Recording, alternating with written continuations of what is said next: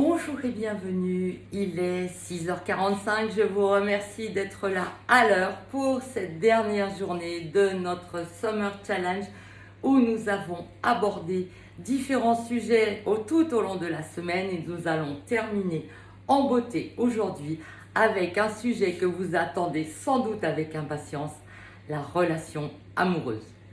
Et comme à l'accoutumée, je vous propose de faire le lien avec les sujets précédents. Lorsque l'on est bien dans son corps parce qu'il est tonique et souple grâce à la pratique d'une activité physique, lorsque l'on a de l'énergie à revendre parce que l'on offre le meilleur carburant à notre corps au travers de la nourriture qu'on lui apporte, tout ceci peut nous amener à une vie de femme épanouie. Épanouie dans sa féminité, épanouie dans sa sensualité, épanouie dans sa sexualité. Il n'y a pas d'âge pour aimer, pas d'âge pour faire l'amour.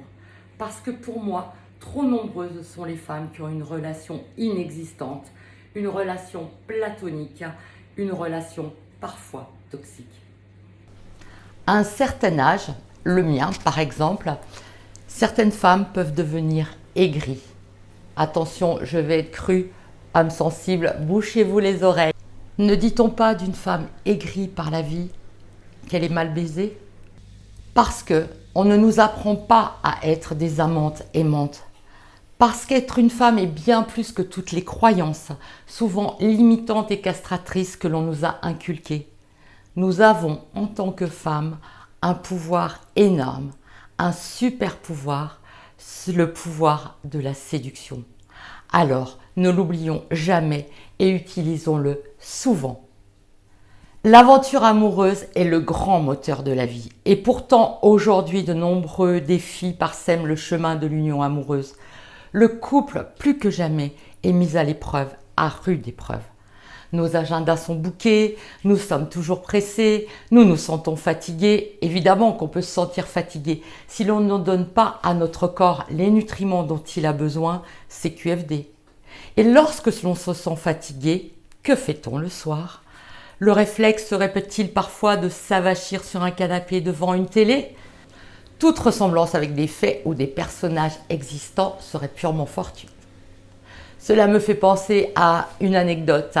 L'autre jour, une jeune femme de 23 ans à qui je disais cela m'a demandé « Mais alors, si vous ne regardez pas la télé, que faites-vous le soir ?» Et là, j'ai répondu du tac au tac « Eh ben, l'amour !» S'étaler sur un canapé pour regarder nos écrans ne serait-ce pas un réflexe conditionné ? Ne serait-ce pas un des facteurs de la déchéance du couple ? Ne serait-ce pas observer la vie des autres se dérouler plutôt que de regarder la sienne en face ? Et si nous considérions la réussite de notre couple comme un objectif ? Et si nous commencions à y travailler au quotidien, pas à pas ? La vie à deux doit être un jeu drôle et captivant, où l'on en découvre les règles tous les jours avec des raccourcis et surtout pas un mode d'emploi, mais plusieurs possibilités de pratiquer l'amour au quotidien pour favoriser la fertilité de l'espace du couple. Et ceci en fonction de la personnalité de chacun. Je vous ai un peu choqué, j'espère en tout cas vous avoir bousculé. Pour continuer plus sérieusement, les résultats d'une étude selon laquelle faire l'amour 3 fois par semaine nous ferait paraître plus jeunes et prolongerait notre espérance de vie. De toute façon, il est clair que grâce à la libération d'oxytocine pendant l'orgasme, le sexe est le meilleur moyen de réguler le stress, l'anxiété, les troubles du sommeil, bien plus que n'importe quel médicament. Vous l'avez compris, la relation au couple et à l'homme fait partie intégrante du programme de transformation que je propose sur 4 semaines. Parce qu'il est bon de se poser et de se remettre en question, et ce, dans tous les domaines de sa vie personnelle et intime. Et si le risque était de donner du piment à sa vie pour la jouer à deux ? Je vous remercie de votre attention, je vous souhaite une excellente journée.